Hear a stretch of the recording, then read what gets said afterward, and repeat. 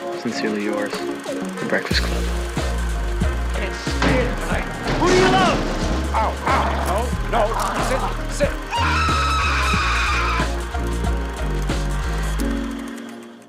Howdy, folks. Welcome back to John Hughes Revisited. This week, we're packing up the car and hitting the road as we embark on a trip to Wally World with the Griswolds. Released almost 40 years ago, 1983's National Lampoon's Vacation stars Chevy Chase as the ultimate over-the-top dad who is determined to give his family the time of their lives, even if it kills them.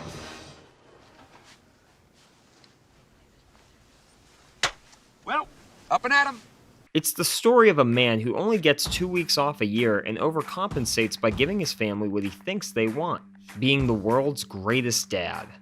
Or die trying. With this being the film that gave Hughes his big break in Hollywood, he was only in the writer's chair while Harold Ramis took on directing duties. Before he was established in Hollywood, Hughes was busy hounding the National Lampoon editors for writing assignments while he worked at the Chicago ad agency. National Lampoon was also hunting for another hit like Animal House after releasing 2 box office duds, one of which was actually scripted and disowned by John Hughes. In 1979, during the infamous Chicago blizzard, Hughes began developing a short story titled Vacation 58 for the magazine. The idea was simple, a road trip with a few wrong turns. While stuck at home, a snowbound Hughes laid out a road map from the trunk of his car and figured out where his fictional family could stop along the way. Sadly, the story was bumped from the initial vacation-themed issue, which is downright insane. But it was not long before the idea found its way to Hollywood, with producer Matty Simmons bringing the idea to Jeffrey Katzenberg, who was at Paramount at the time. He read it, he said, no, it's too episodic. I mean, they're going from one place to another, it'll never make a movie. Simmons thought that was the whole point. It's a road trip. It's supposed to be episodic. You go from town to town, place to place. But Katzenberg didn't like it and passed on the project. That certainly wouldn't be the last bad decision Katzenberg ever made. So Simmons ended up taking the idea to Warner Brothers, and the rest is history. Okay, so the cast for this film might be its most underrated element. Chevy Chase had made quite a splash as a cast member on Saturday Night Live, and was making his mark on the silver screen with hits like Foul Play, Seems Like Old Times, and the smash success, Caddyshack, which was coincidentally Harold Ramis's directorial debut. According to Ramis, Chevy was perfect for the part and fell into character as the bumbling Clark Griswold instantly. Chase really pulls off some of the best physical comedy ever put on celluloid here. For instance, Clark helping Ellen with the dishes is a great example of one of the many visual character gags. He doesn't wash them off or anything, he simply wipes them and puts the filthy dish away in the cabinet. Chevy can't leave anything alone. If there's a prop in the shot, he will find a way to use it in a bit. My favorite Clark bit is when he gets all the way to the Grand Canyon and looks at it for 2 seconds. Perfect delivery. Beverly D'Angelo plays Clark's wife Ellen. D'Angelo is so funny in this role and grounds the entire movie. She's the straight woman, to Chevy's bumbling fool. I'm not your ordinary, everyday fool, okay? After reading the script, D'Angelo wasn't immediately sold. She was trying to make it as a more serious actor, and the material didn't pique her interest. Thankfully, her agent convinced her to play the part as Clark's better half. Anthony Michael Hall plays Clark's trusty sidekick, Rusty. Hughes and the crew loved Hall's audition, but they had one condition before hiring him. He needed to keep the braces. Hall really caught Hughes' attention, who was about to make the leap to directing. This would actually be the first of many collaborations between Hall and Hughes, with them going on to make The Breakfast Club, 16 Candles, and Weird Science together. And of course, Dana Barron rounds out the family unit, playing Audrey Griswold. Filling out the rest of the cast was Randy Quaid, who plays the one and only Cousin Eddie. Imogene Coca, who stars as the reviled Aunt Edna, didn't think she could pull off being this mean. Take after take, while screeching at the family in the car, she would ask, "Was that too mean? Was that too much?" Aunt Edna taking a bite of the dog piece sandwich? That was all Imogene's idea. Oddly enough, it wasn't the film's crude humor that gave her pause, but rather the idea of having to film scenes inside a moving vehicle, as Coca was terrified of car travel due to an accident she and her husband were involved in. Thankfully, she overcame her fear to play the role. Jane Krakowski made her feature debut as Cousin Vicky, who introduces Audrey to marijuana. John P. Navin Jr. plays Cousin Dale, and he introduces something a little different to Rusty. Did you ever bop your baloney? A cool tidbit about the actor, he delivered the very first line in Cheers, presenting Sam with a fake ID and claiming he was a Vietnam vet. How would it be, Chief? And of course, Christy Brinkley plays the gorgeous woman who keeps crossing paths with Clark. Since she was a famous model, everyone assumed she would be comfortable in front of a film camera, but she was actually very nervous. It probably doesn't help that the producers were trying to pressure her into appearing nude for the film. For someone who never acted before, I think she did an amazing job in her brief role. The famous vaudeville actor Eddie Bracken plays the park's tycoon Roy Wally. Younger viewers may recognize him from Home Alone 2, where he plays the benevolent toy store owner, Mr. Duncan. John Candy was an 11th hour addition to the cast, the reason why we'll get into later, and plays one of the Wally World security guards. Like everyone else with a sense of humor, Hughes loved working with Candy on this film. It wasn't until 1987's Planes, Trains, and Automobiles that the two would work together again, which followed a streak of collaborations: The Great Outdoors, Uncle Buck, Home Alone, and Career Opportunities. Candy and Ramis also shared a previous friendship, performing together at Chicago's Second City comedy troupe. In fact, Ramis features a lot of Second City alumni in this film. Eugene Levy makes a cameo as the used car salesman who pulls the old bait-and-switch routine on Clark. Brian Doyle Murray as the Camp Comfort clerk with a camp that doesn't quite live up to that name. Cousin Eddie's wife, Cousin Catherine, played by Mariam Flynn, who was also in Hughes' first film, National Lampoon's Class Reunion. And that baby was played by Hayden Christensen. Just kidding. Harold Ramis has a couple of off-screen cameos as one of the police officers in the third act, and the recorded message from Marty the Moose. Sorry. Look at that car. Yeah, Huh? that's the family truckster. Boy, she's a beauty. Like those green walls.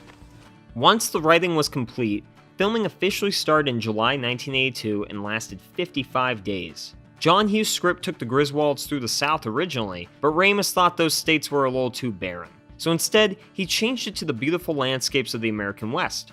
True to the spirit of the film, it was shot all over the country: Arizona, California, Missouri, and Colorado. The actors were essentially living the movie themselves, moving a huge 300-foot caravan of cast and crew vehicles from one location after another, like one big traveling circus. It was a 1,000-mile odyssey and a logistical nightmare to complete this movie. You see, before Vacation, most Hollywood road movies were made on backlots. Ramis wanted to film on location, so production had to navigate challenges like filming on actual moving cars. The production was also constantly at the mercy of weather and Mother Nature. And this was a time before cell phones and email, so they had to make sure they didn't leave anyone behind, which happened occasionally. In the original short story, the point of view was actually from Rusty, as Hughes was clearly more interested in the teenage condition demonstrated by his later output. So yeah, that means supermodel Christy Brinkley would have been flirting with teenage Rusty throughout the film. Yikes. Once Chevy was cast, Ramis thought the perspective needed to shift to Clark because no teen would be more interesting than Chevy Chase's antics. Also in Hughes' original story, the theme park was none other than Disneyland, but obviously, that wasn't going to fly since Disney was never going to consent to the R-rated material. So to avoid any legal issues, all of the names associated with Disneyland were altered. The park became Wally World, and its mascot, Marty Moose, is very reminiscent of another animal mascot. Not only that, but Roy Wally's appearance is strikingly similar to Walt Disney himself and shares a name with Walt's brother. The actual shooting locations for the Wally World theme park were Santa Anita Park and Six Flags Magic Mountain, both in California. To film the ending roller coaster sequences, the cast had to ride it repeatedly for at least 7 or 8 times. In fact, Dana Barron was so plagued with motion sickness during these scenes, she had to take medication and pass out on a bench between takes. Her expression says it all. Hello, darkness, my old friend. The Griswold's chariot, the Wagon Queen family truckster, was custom created for the film, similar to the Ferrari in Ferris Bueller's Day Off. Custom built by famous auto designer George Barris. The look is based on a 1979 Ford LTD Country Squire, and it was supposed to mock American cars of the late 70s. In total, there were about 5 cars made for this production. The truckster features a metallic pea green paint scheme, extensive imitation wood paneling decals, 8 headlights, A grill area largely covered by bodywork with only 2 small openings close to the bumper, an oddly placed fuel filler door, and my personal favorite touch, an airbag made from a trash can liner. It was by design to be as unattractive as possible, and it worked a little too well. Following the film's release, station wagon sales plummeted, and models were shortly replaced in popularity by minivans and later SUVs. In the scene at the gas station where Clark looks for a fuel tank and throws the license plate, Chase was very worried that he was accidentally going to take that woman's head off. Yeah, that close call was not planned. Also, to combat the intense heat of the summer-long trek, enormous air conditioners help keep the car cool for the actors. Remember that morbid gag when the family forgets that Aunt Edna's dog is still tied to the bumper of the truckster as they drive away? Ramis reveals that the crew actually saved the dog from suffering the same fate when they stopped the driver with the dog still attached to the bumper. Pour one out for my man Dinky though. Poor little guy. While the National Lampoon was known for its harder edge and cruel humor, Harold Ramis admitted that he's not proud of the scene where the Griswold family gets lost in East St. Louis and have their hubcaps stolen by locals. He said it dehumanized everyone involved, and if he could go back, he would not shoot the scene, at least not in its current state. At the time, he was willing to push the envelope further for the Lampoon. Oh, and the film's entire ending was also changed. Production originally filmed a whole sequence where Clark snaps and takes Roy Wally and Wally World executives hostage, shoots Wally in the leg, and makes them sing and dance to get his money's worth of entertainment before being taken to jail. Apparently, test audiences loved the movie, up until that moment. The crew concluded that the payoff of the movie needed to be at Wally World since the audience had invested over an hour waiting to get there.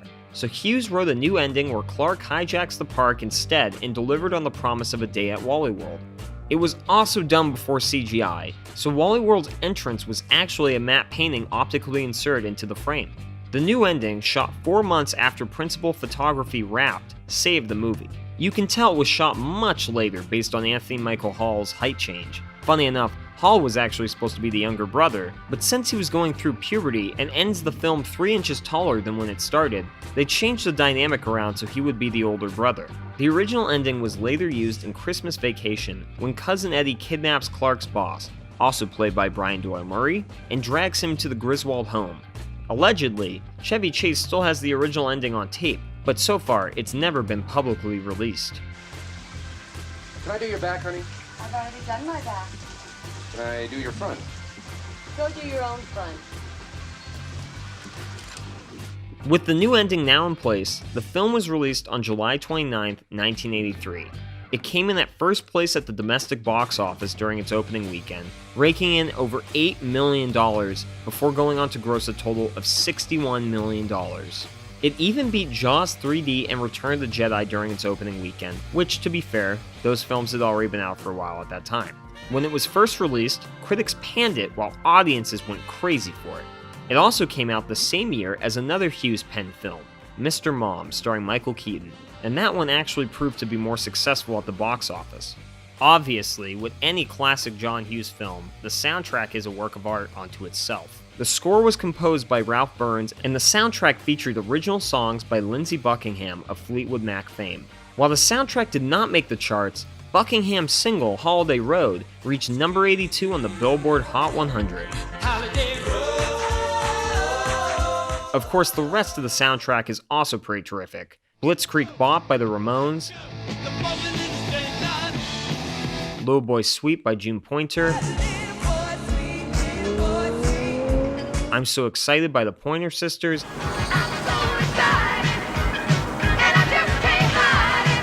and Buckingham's Dancing Across the USA plays the film out.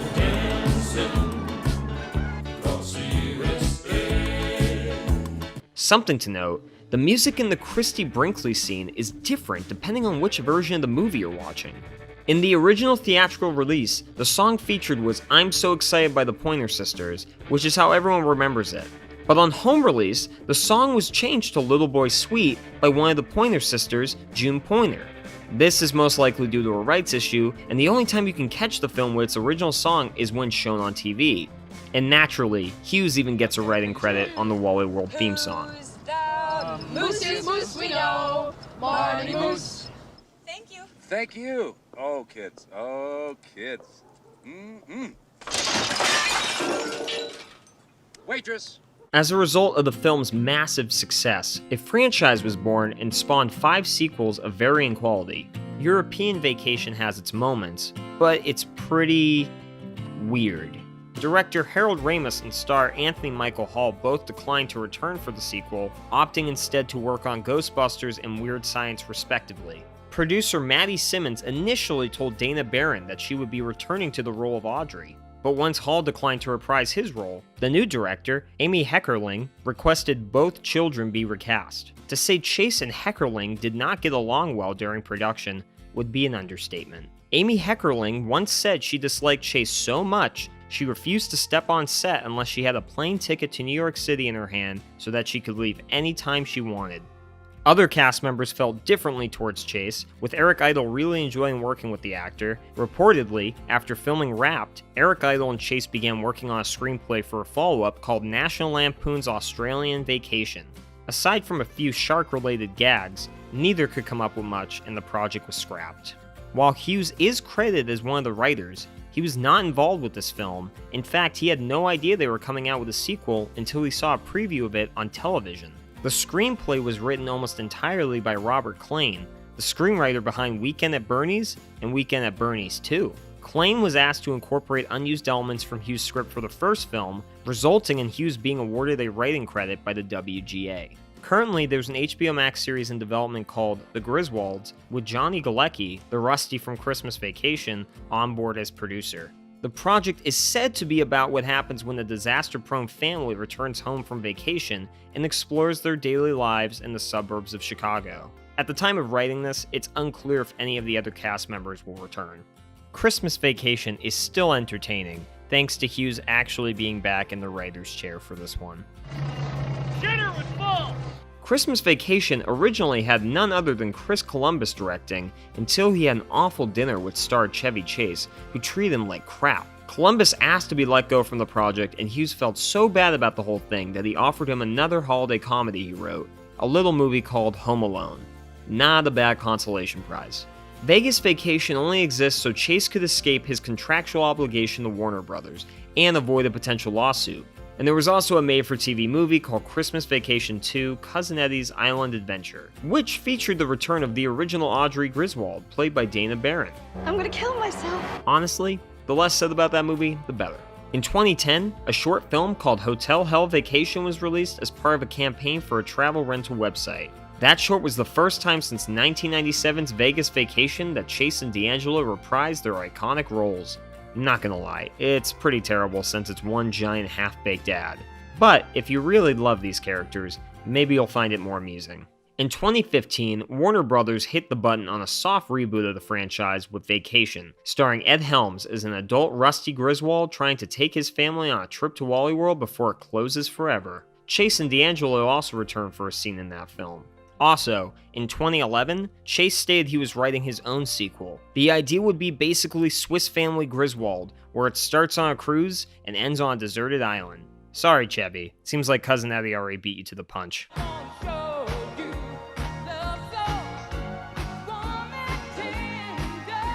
Of course, it wouldn't be a Hughes film without Chicago appearing somehow, which is where the Griswold family resides. Harold Ramis also grew up in Chicago, so him and Hughes were a match made in heaven. It's a shame that this was their only collaboration, as I would have loved to see what else they could have teamed up on. And while speaking about Harold Ramis, I would be remiss not to include some of his notable works: Animal House, Meatballs, Caddyshack, Stripes, Ghostbusters, just to name a few. He also wrote, directed, and produced what I consider to be his magnum opus, Groundhog Day. Similar to Hughes, Ramis also suffered an untimely death at the age of 69 in 2014.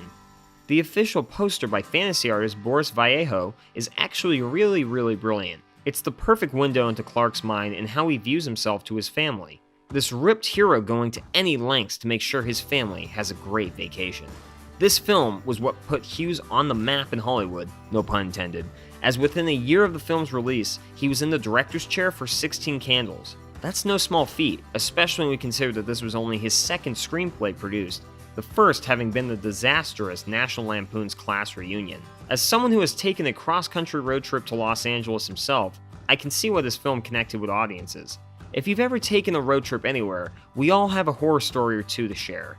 Beyond just that, we can also identify with either all or some members of the Griswold clan. The dynamics just ring true. When the kids put on their headphones to tune out their parents' cringy music, I felt that. Clark isn't particularly a good person or a good husband, but we see enough of ourselves in him, especially during that incredible third act profanity-laced speech. Well, I'll tell you something. This is no longer a vacation. It's a quest. It's a quest for fun. People can definitely relate to family driving you crazy. So what's the moral of the story?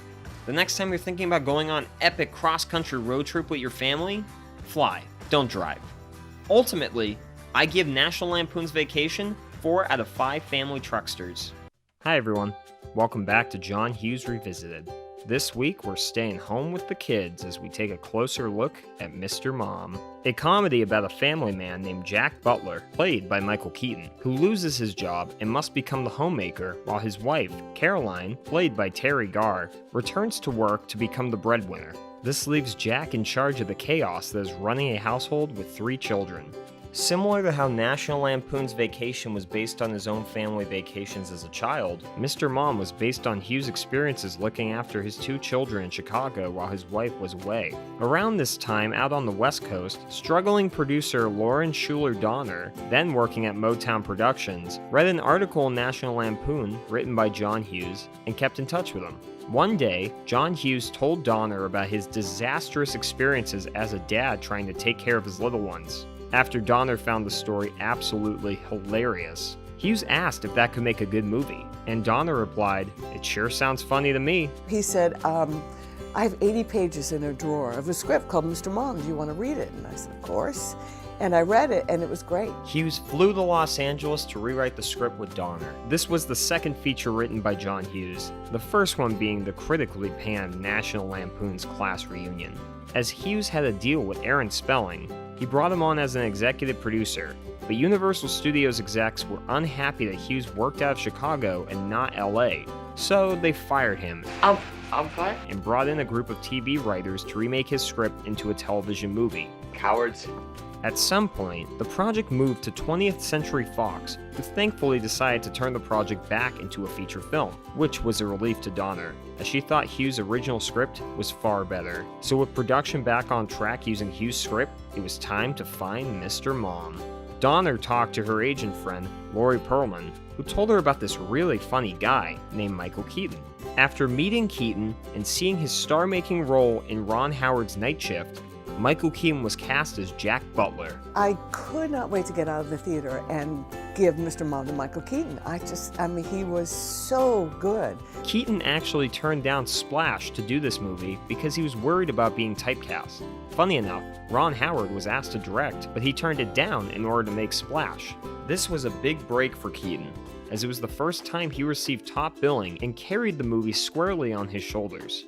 Other actors considered for the role were Robin Williams, John Goodman, George Segal, Michael Douglas, Steve Martin, John Travolta, and Chevy Chase, who was busy filming Hughes' other project at the time, National Lampoon's Vacation, which you can also check out. Terry Garr was cast as Mr. Mom's wife, Caroline Butler. Garr revealed that when producers pitched the movie to her, they hid the plot reversal. Not sure why, but apparently they just told her it was about a guy who does all the work that a woman does, because it's so easy, and she wasn't completely convinced of the project until she read the script. Other actors considered for the part were Karen Allen, Jane Curtin, Farrah Fawcett, and Sally Field. Martin Mull was cast as Caroline's egotistical boss, Ron Richardson.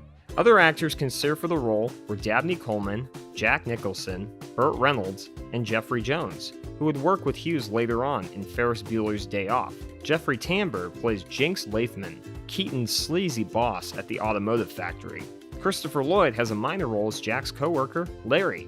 Miriam Flynn, who we know from Hughes' other films such as National Lampoon's Class Reunion and Vacation, plays Annette. Ann Gillian plays Joan, who not so secretly pines for Keaton's character. Edie McClurg, who often appears in John Hughes films like Ferris Bueller's Day Off and Planes, Trains, and Automobiles, has a cameo as the cashier in the grocery store.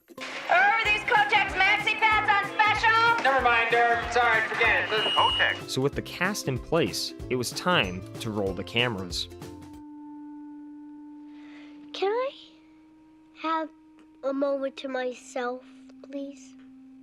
Hughes was actually offered the chance to direct, but turned it down due to his preference of making movies in Chicago, not Hollywood. Hughes even once said that he doesn't like being around people in the movie business. In Hollywood, you spend all of your time having lunch and making deals. Everybody is trying to shoot you down. He'd like to get the actors to Chicago, where they can make their movies in privacy. Stan Dragoti ended up directing the film after Hughes turned it down. Like Hughes, Dragoti himself was an ad man turned film director, co-writing the script for his debut feature, the revisionist western Dirty Little Billy, with his creative partner, legendary admin Charlie Moss. He helmed other films such as Love at First Bite, a spoof starring George Hamilton as Dracula, The Man with One Red Shoe, starring a young Tom Hanks, and the football comedy Necessary Roughness, all to varying degrees of success. He would later again partner with Moss to create the I Love New York tourism campaign. Unlike a typical Hughes film, this one takes place in Detroit, Michigan, which makes sense given the inciting incident of Jack being furloughed from his job at an automotive manufacturer. Similar to Hughes' other leading man that year, Chevy Chase, Keaton was also very gifted in the physical comedy department. He would just keep coming up with ideas on the spot on how to make inanimate objects funny, like the washing machine and the chainsaw. According to Jeffrey Tambor, the shot of Michael Keaton knocking him out was done in one take. Also, in the dream sequence where Caroline arrives home to find Jack kissing Joan and shoots Jack, Keaton improvised the sip from the foaming beer bottle he knocked over as he fell to the floor. And Jillian can actually be seen struggling to hide her laughter, even with her back to the camera. While this film doesn't have as many iconic Hughes music cues, wow, save that 5 times fast, as his later films would, it does feature classic film scores from Rocky and Chariots of Fire, which was also featured in National Lampoon's Vacation that very same year. Martin Mull was the one who came up with 220, 221, whatever it takes. pitching it to Keaton, who died laughing at the improvisation. So when I ask you how you're going to wire it, just say, 220, 221, whatever it takes. That killed me. It killed me. I just thought this is hysterical. While Keaton says he added whatever it takes, the idea was all Martin's. You had to do it. Once production wrapped, the film had a limited release of 126 screens on July 22, 1983, earning the number 13th spot that weekend with $947,119. When it went wide to over 1,200 screens on August 19, 1983, it opened at number 3 with $4 million, behind Easy Money and Risky Business. It didn't take long before Mr. Mom hit number 1 at the box office though, and spent 5 weeks at the top. The film went on to gross just shy of $65 million in the United States, making it the 9th highest grossing film of 1983. It also made more money than the other Hughes film that year, National Lampoon's Vacation, which was released in theaters the very weekend after Mr. Mom. At the time, the reviews were not kind to this film. The reviews were horrible. They outdid themselves in how much they could pan that movie. But audiences were delighted by it. There are critics who believe the film's message was sidelined since the ending sees the couple revert back to traditional gender roles instead of accepting the new dynamic and the understanding that the roles are interchangeable. Both partners in the marriage are forced to take on unfamiliar roles due to unforeseen circumstances. It doesn't matter who's at home and who's at work, as long as the family is together, and at the time of its release, Hughes was still a relative unknown, as it would be another year before he completely reinvented the teen movie, which would make him iconic. Its success led Universal to sign a 3-picture deal with Hughes for $30 million, which would lead to 16 Candles, The Breakfast Club, and Weird Science. This was one of the earliest 80s films about role reversal comedies, with others being Baby Boom, 3 Men and a Baby, and Tootsie, which also featured Terry Garr. Mr. Mom hit home for a lot of viewers, as the economy was on the downturn and more women were entering the workforce around this time. According to Hughes, someone once deemed him a purveyor of horny sex comedies due to this movie. Hughes joked, "What kind of sex? Yeah, in Mr. Mom there's a baby in the bathtub and you'd see its bare butt." Hardly the raunchy comedy that was more in line with a film like National Lampoon's Vacation. And once Hughes took on directing duties for his own films, we would see a more sensitive, introspective side to him, with 16 Candles being the first of many. Remember how studio execs want Mr. Mom to be on TV initially? So a year after the film's theatrical run, in 1984, Mr. Mom was made into a 30-minute television pilot by ABC. Except for John Hughes, credited for the characters, and Stan Dragoti, credited for the story, the cast and crew were entirely different. Barry Van Dyke played Jack, and Rebecca York played Caroline. It seems impossible to find even a frame of this pilot, but a review from the time stated that the characters and their 3 kids are immediately likable, but it goes downhill from there as the script lobotomizes all of its characters. And I quote, "Here's a textbook case in how TV takes a cute idea and a script that does have some good lines and leeches the wit out of it." That wouldn't be the only TV adaptation of Mr. Mom. In September 2019, Vudu, the streaming service platform, released their own version of Mr. Mom, which was the platform's first original series. It serves as a continuation of the film, following an adult Megan Butler heading back into the workplace while her husband takes over the parental duties of their 2 children. It stars Andrea Anders and Hayes MacArthur in the roles this time around. And judging by the pilot, the show seems perfectly harmless. Trust me though, no one will confuse it for a Hughes film, as it lacks the charm that he and the original cast brought to the film. I pooped. It also doesn't help that the premise is much staler in 2019 as opposed to 1983. It probably would have been more interesting to have the working wife lose her job and return home to take care of the children. Maybe not. You want something to drink, like a bourbon or a scotch or something like that? On a beer? 7 o'clock in the morning. Scotch? It is amusing to look back now and think of the pitch for this movie. So get this, the one who stays at home and takes care of the kids is the dad? Pretty crazy, right?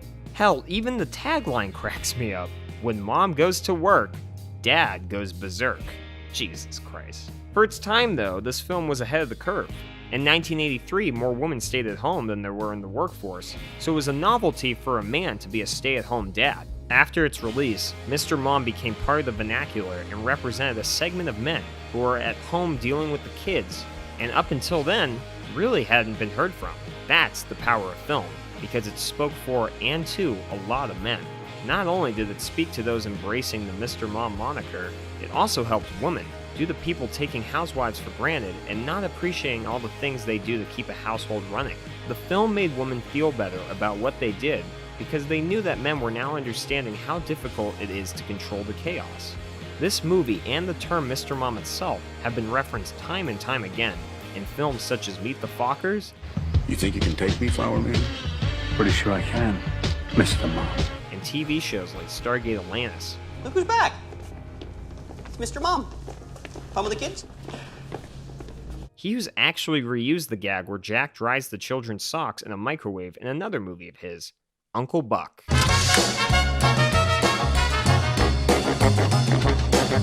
Nowadays, stay-at-home dads feel like the term Mr. Mom should be laid to rest. The National At-Home Dad Network, yes, that is a real thing, launched a campaign to terminate the phrase and simply have people refer to men who stay at home as dad.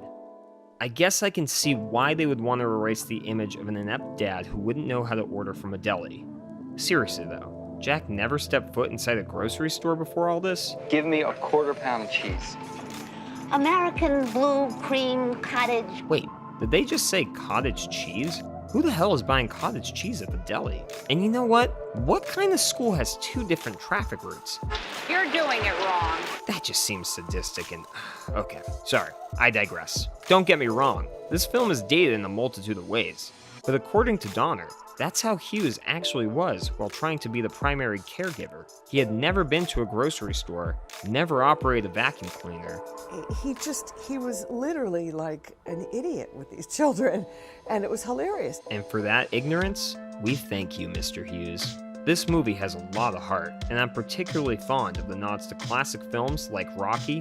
Which Rocky was it? 1 or 2 or 3? 1, I think. I don't know. And Jaws. In the end, I give Mr. Mom 4 out of 5 woobies. Bueller. Ferris Bueller. Ferris Bueller's Day Off.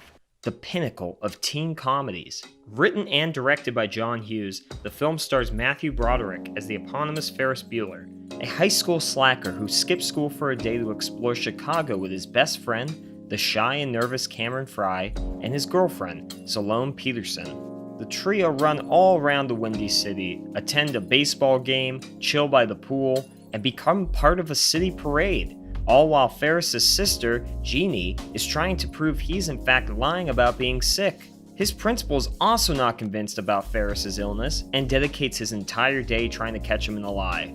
God, I miss the 80s. When it came to casting, Hughes said he had Broderick in mind as he wrote the screenplay, saying Broderick was the only actor he could think of who could pull off the role, calling him charming and clever.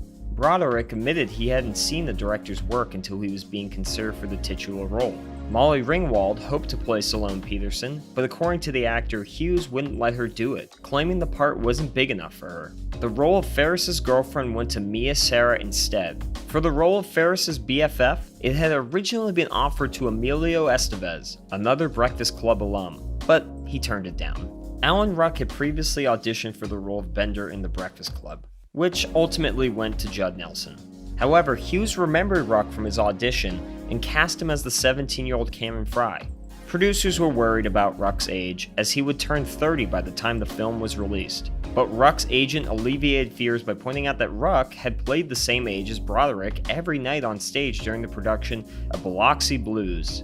Even though Ruck and Broderick shared this connection, the team still wasn't convinced of their chemistry after an awkward wardrobe test. Luckily, any concerns quickly subsided once the cameras began to roll for real. During the phone call scene where Cameron impersonates Salome's father, Ruck was actually doing Broderick's impression of their stage director, Gene Sachs. Help me, what the hell is the matter with you anyway? Who would at times get flabbergasted. This real-life connection between the actors translated to a beautiful on-screen friendship. Next, Jeffrey Jones was cast as Principal Ed Rooney, based on his role in Amadeus, where he plays the Emperor. Hughes thought that the character's modern equivalent was Principal Rooney, and while Jones plays a terrific villain, watching him hunt down a child is somewhat tainted due to his legal troubles. You know, his mugshot even kinda looks like how we last saw Rooney. Perhaps it was foreshadowing. Reportedly, the casting of Ben Stein as Ferris's economics teacher was an easy and early choice, as he wasn't a professional actor. He had a flat voice, he looked like a teacher. Stein's monotone performance launched his acting career, with him basically playing a version of that character in subsequent roles. The film also features a brief cameo from none other than a young Charlie Sheen, who plays a boy in the police station and winds up making out with Ferris's sister. Perhaps Sheen got a little too into character. He stayed awake for more than 2 days to achieve his burnt-out look. And you know what? He nailed it. Featuring many iconic Chicago landmarks such as the then Sears Tower, Wrigley Field, and the Art Institute of Chicago, the film was essentially Hughes' love letter to the city, minus Cameron's Detroit Red Wings jersey. According to legend, Hughes wrote the entire screenplay in only 6 days. Apparently, he developed the basic storyline in a single day and successfully pitched it to Paramount the very next day. The editor, Paul Hirsch, recounted that Hughes had a trance-like concentration to his scriptwriting process, working for hours on end, and would later shoot the film on essentially what was his first draft of the script. The first cut of the film clocked in at 2 hours 45 minutes, so any trimming of the script had to come in the cutting room. The unexpected upside of having the episodic story take place all in one day meant the characters were wearing the same clothes. Hirsch suspected that Hughes wrote his scripts with few, if any, costume changes, just so he could have that kind of freedom in the editing. The parade scene took multiple days of filming, and much of the original choreography had to be scrapped as Broderick had injured his knee badly during the scenes of running through neighbors' backyards. Then there's the car. Ferris convinces Cameron to borrow his father's rare 1961 Ferrari 250 GT California Spider, one of the most recognizable cars in the world, thanks to its inclusion in this film. John Hughes had actually planned for the car to be a Mercedes until he came across a replica of the Ferrari in a magazine. The only time you see the real Ferrari 250 GT were in the insert shots. Every other car seen in the film was a replication, You see, there are only around 100 of these bad boys in existence, so destroying an actual Ferrari 250 GT was out of the question. Instead, the filmmakers created a replica car, which was universally hated by the crew as it gave them quite a bit of trouble. For instance, the scene where Ferris turns off the car to leave it with the garage attendant had to be shot not once, not twice, but a dozen times because the darn thing wouldn't start. And that Ferrari that flew out of Cameron's garage window, it didn't even run. That model had a fiberglass shell specifically built for the sole purpose of being destroyed in that climactic scene.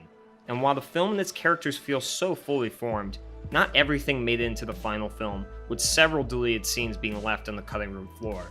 One lost scene has the three teens trying to order in the French restaurant, shocked to discover pancreas on the menu, even though in the finished film, Ferris still remarks, We ate pancreas. Other cutscenes include additional screen time with Jeannie in a locker room, Ferris's younger siblings, both of whom are completely removed from the film, and additional lines of dialogue, all of which can be seen in the original theatrical trailer.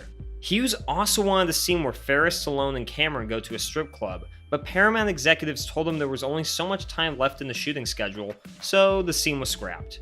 A few months before the premiere, the three leads caught an early screening of the movie and didn't laugh once. They left thinking they had made a bad movie, and Paramount executives were similarly concerned. So Hughes and editor Paul Hirsch then spent 2 weeks cutting and pasting it into the movie we all know and love today.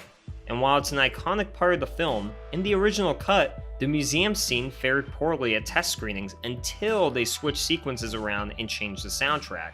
You see, the museum scene originally came right after the parade sequence, but the filmmakers realized that the parade was the highlight of the day and there was no way to top it. So that centerpiece had to be the last event before the three teens return home.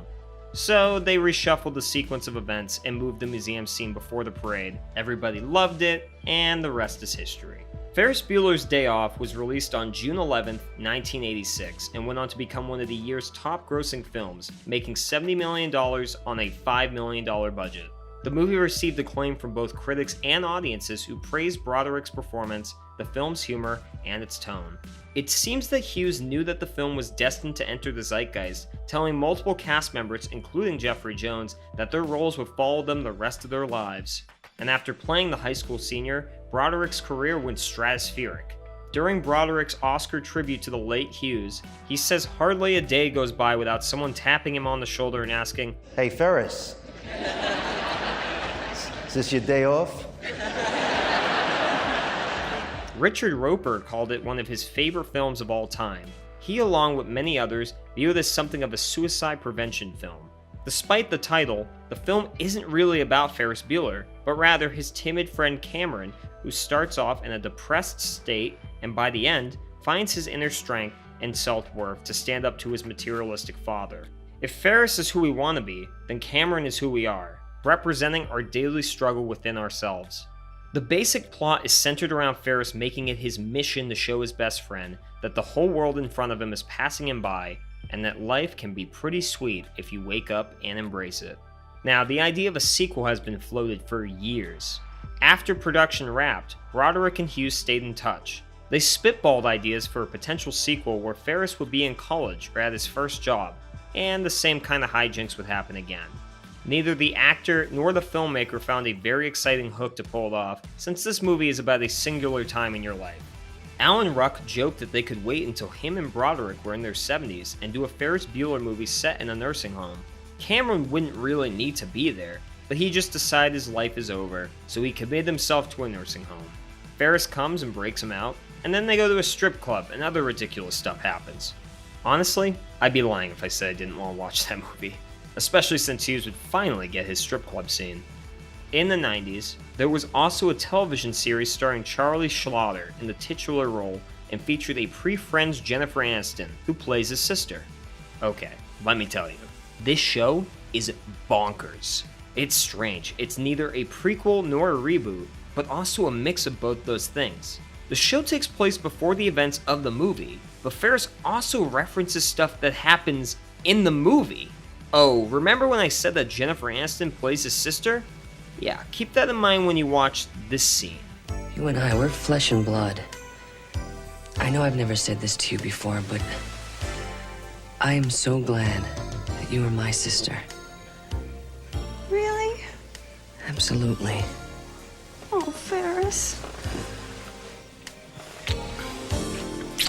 Yeah, don't remember that in the movie. Compared to the film, the show had a much colder reception. It also suffered competition from another series, Parker Lewis Can't Lose. That show was also heavily influenced by Ferris Bueller's Day Off and proved to be more successful when it came to ratings, lasting for 3 seasons. Ratings for Ferris were strong at first, but declined in later episodes. It was ultimately canceled before the end of its first season, a mere few months after its debut due to poor viewership and low ratings. It probably didn't help that Hughes had zero involvement in the show's production, although his involvement didn't exactly benefit Home Alone 3 either. The closest we'll probably ever come to a sequel is this. He bought it. How can I handle work on a day like today? A teaser for the ad appeared 2 weeks prior to Super Bowl 46, which had created rumors of a possible film sequel. Fun fact, that spot was directed by Todd Phillips. The ad was actually somewhat controversial, as Broderick was involved in a fatal car collision shortly after the premiere of Ferris Bueller, killing 2 people. The family of the victims criticized the multi-million-dollar Honda commercial, saying that Broderick wasn't the greatest choice of drivers, knowing his past. How could I resist? They definitely have a point. It'd be like if Petco hired Michael Vick to endorse its products. But hey, at least it wasn't as terrible as the TV show. The film has been referenced time and time again in other films like Easy A, television series such as The Goldbergs, He's baking it like Ferris Bueller. and in advertisements like Domino's Pizza. Looking for this? And Broderick wasn't the only one to reprise his iconic role, as Alan Ruck recently returned as an older Cameron Fry for a commercial. Been there, done that. The film's influence in pop culture extends beyond the film itself, but also its musical elements. The Oh Yeah song by Yellow illustrates the mouth-watering desire of Cameron's dad's Ferrari. Since then, the track has become synonymous with lust and greed. It's pretty much known as the Ferris Bueller song due to its attachment with the movie. And 16 years after the Beatles broke up, Twist and Shout shot back onto the charts thanks to this film.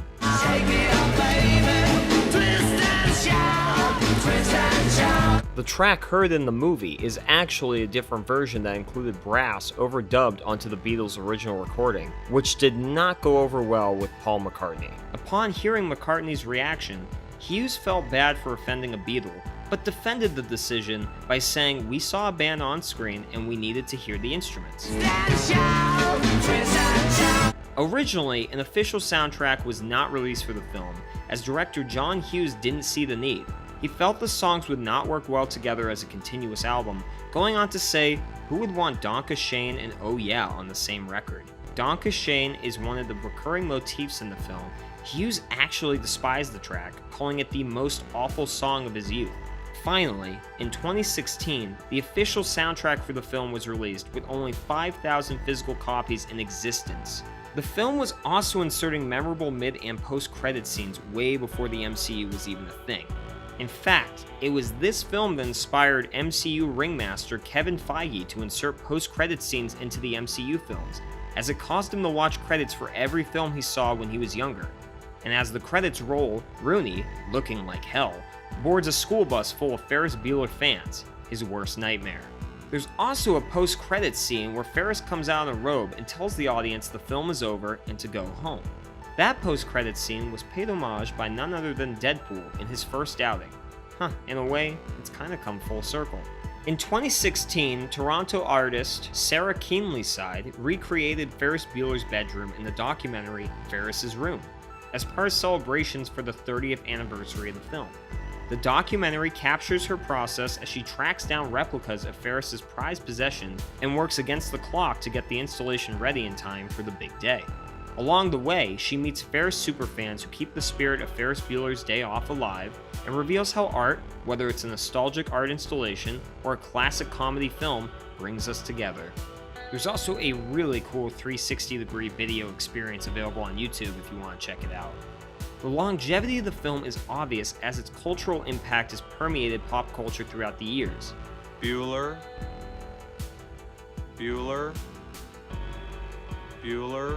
Those 3 words spoken in a monotonous tone became instantly classic, as it captured the feeling of pure boredom so perfectly, since we've all experienced a teacher like this. In 2014, the film was selected for preservation in the National Film Registry, and this year, the film celebrates its 35th year anniversary. Most of the cast even reunited virtually in June 2020 for an episode of Josh Gad's Reunited Apart series.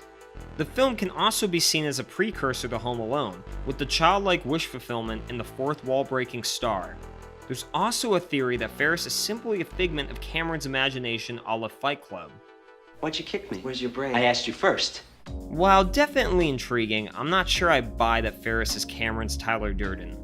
There's also another theory floating out there that Alexander Payne's film Election, which starred Matthew Broderick as a teacher this time, pitted against a student he doesn't like, played by Reese Witherspoon, is a sequel to Ferris Bueller's Day Off.